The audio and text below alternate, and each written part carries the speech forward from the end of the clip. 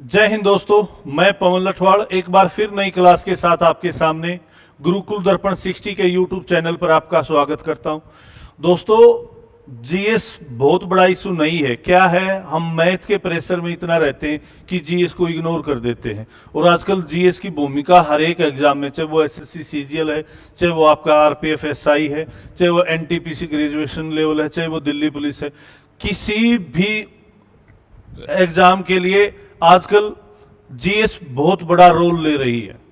तो इसके लिए आपको लगातार अपनी जीएस को जरूर रिवाइज करना चाहिए और जरूर अपने हाथ से अपने नोट्स बनाने चाहिए, क्योंकि जो अपने हाथ से नोट्स बनाएगा बेटा, उसका रिवीजन बहुत जल्दी होगा। आप अपनी राइटिंग में फटाफट आप पूरी बुक पढ़ सकते हैं, लेकिन लूज एंड को पढ़ने में आपको बहुत ज्यादा टाइम लगेगा।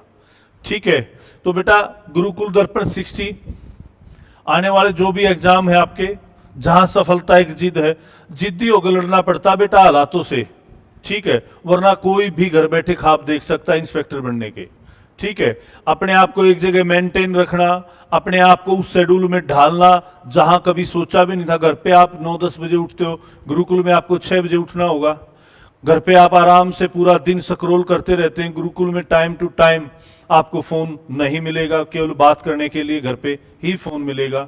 दूसरा, घर पे बेटा कभी आप वहां जा रहे हैं, कभी यहां जा रहे हैं, यहां बस आपको केवल लाइब्रेरी जाना है या क्लास जाना है, तीसरी कोई जगह नहीं। तीसरी जगह होगी तो वो फिजिकल ग्राउंड की होगी।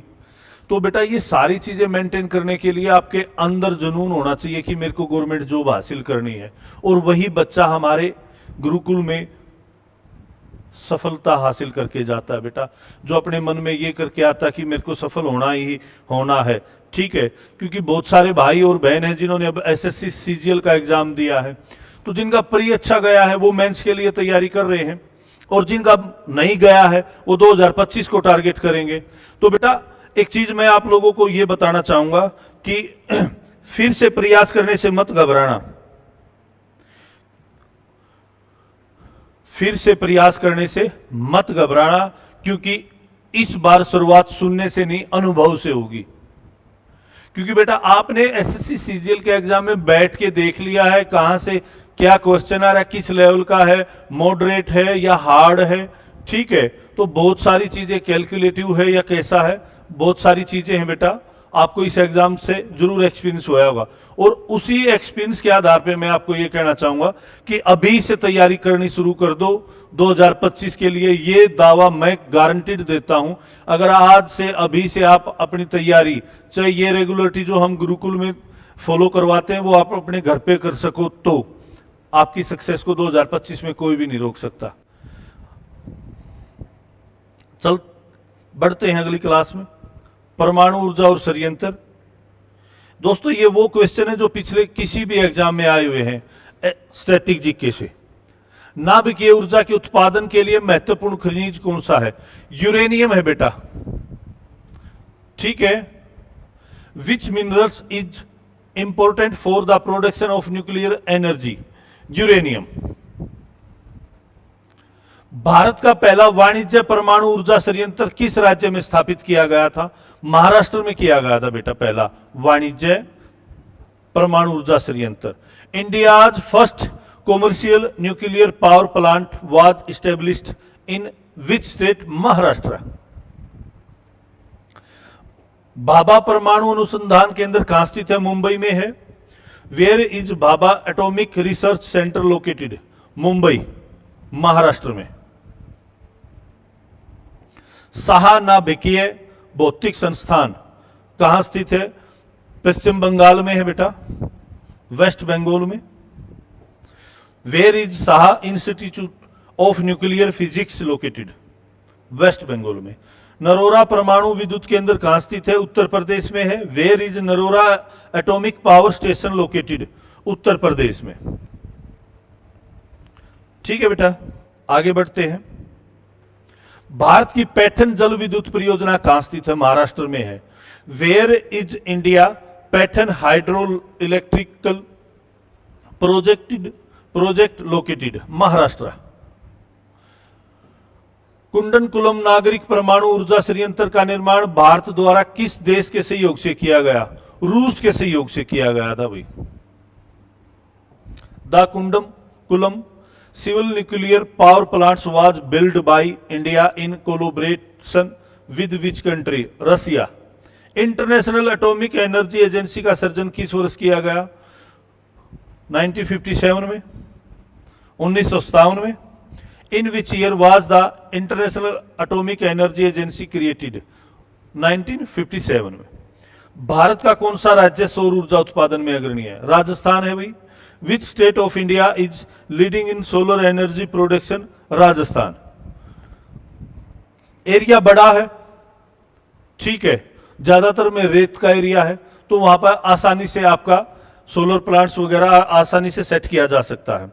भारत का सबसे नया नाभिकीय ऊर्जा संयंत्र कौन सा है? Kundam coulomb. Which is the newest nuclear power plant in India? Kundam coulomb. देखो बेटा, आज मेहनत कर लो या कल मेहनत कर लो, मेहनत आपने ही करनी है, ठीक है। जब एक आपकी फॉर्म अप्लाई करने की एज निकल जाएगी ना, तब आपके पास कुछ नहीं रहेगा। समय को भी इतना समय नहीं है कि वो आपको दोबारा समय दे, समझे? समय को भी इतना समय नहीं है कि वो आपको दोबारा समय दे। तो इसलिए टाइम रहते आप अपने आप को सचेत कर ले, आप अपने आप को तैयार कर ले। लाइफ बहुत बड़ी है, ये लाइफ नहीं है कि आज माँ बाप बैठे हैं और हमें पैसा दे रहे हैं, नहीं। कल को हमने पैसा खुद बनाना है और खुद खर्च करना है। कल को आप भी किसी के माँ बाप बनेंगे, वो भी आपकी तरह आपसे पैसे, आपकी तरह जैसे आप माँ बाप से पैसे ले रहे हो, वो भी आपसे पैसे लेना शुरू करें। तो उसके लिए कहाँ से एक इनकम सोर्स जरूरी है, ठीक है।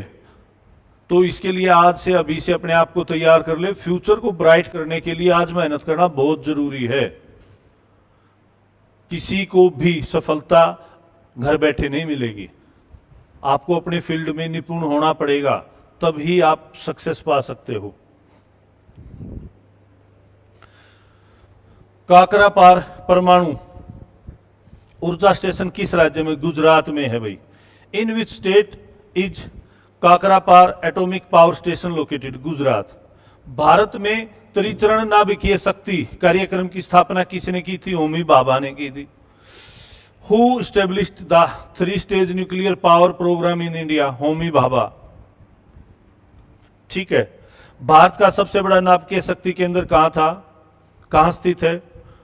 कुंडनकुलम में है भाई। भारत का परमाणु ईंधन परिसर कहां स्थित है? हैदराबाद में है, ठीक है।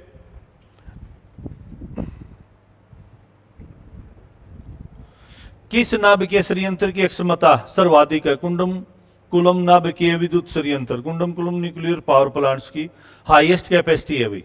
कैगा नाभिकीय संयंत्र किस राज्य में स्थित है? कर्नाटका में है। In which state is Kaiga nuclear power plant located? Karnataka. Asia का पहला नाभिकीय रिएक्टर कौन सा है? एशिया का पहला नाभिकीय रिएक्टर कौन सा है? अप्सरा है भाई, ठीक है। Which is Asia's first nuclear reactor? Apsara. Bharat में पहला स्वदेशी परमाणु संयंत्र कहां स्थित है? Kalpakkam. The first India's nuclear plant located in India? Kalpakkam, ठीक है, स्वदेशी, ठीक है। नवंबर 2020 तक प्राप्त जानकारी के अनुसार भारत में कितने परिचालित नाभिकीय ऊर्जा रिएक्टर थे? 22 थे भाई। नवंबर 2020 तक 22 थे। How many operational nuclear power reactor are there in India? 22। कौन सा भारत का सबसे पुराना नाभिकीय अनुसंधान रिएक्टर है? अप्सरा है भाई। Which is India's oldest nuclear research reactors? Apsara. Bharat का पहला परमाणु स्टेशन कब स्थापित किया गया? वर्ष 1969 में, 1969 में।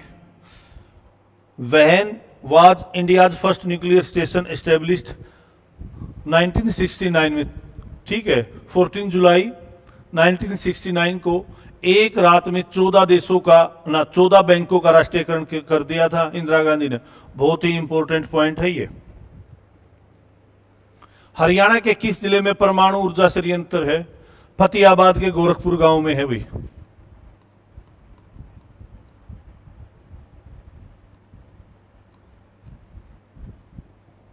In which district of Haryana is the atomic energy complex located? Gorakhpur Fatehabad में है।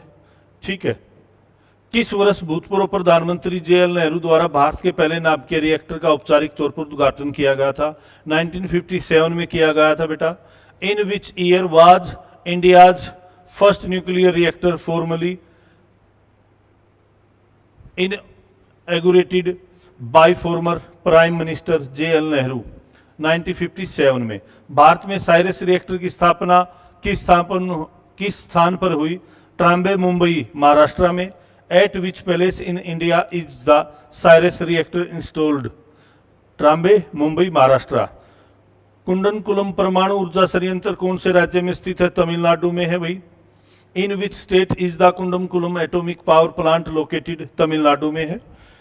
कालाकोट थर्मल पावर स्टेशन किस भारतीय राज्य में स्थित? जम्मू और कश्मीर में। In which Indian state is the Kalakot thermal power station located? Jammu and Kashmir में है। Tapovan Vishnugad hydro power plant कहां स्थित है? उत्तराखंड में है। Where is the Tapovan Vishnugad hydro power plant located? Uttarakhand. Baglihar पन बिजली संयंत्र कहां स्थित है? जम्मू और कश्मीर में है बेटा। Where is Baglihar hydro power plant located? Jammu and Kashmir में है। घाटमपुर थर्मल पावर प्लांट किस राज्य में है? उत्तर प्रदेश में है। रेवा थर्मल पावर प्लांट किस राज्य में? मध्य प्रदेश में है रेवा। तैरता हुआ परमाणु संयंत्र कहां पर है? रसिया में है।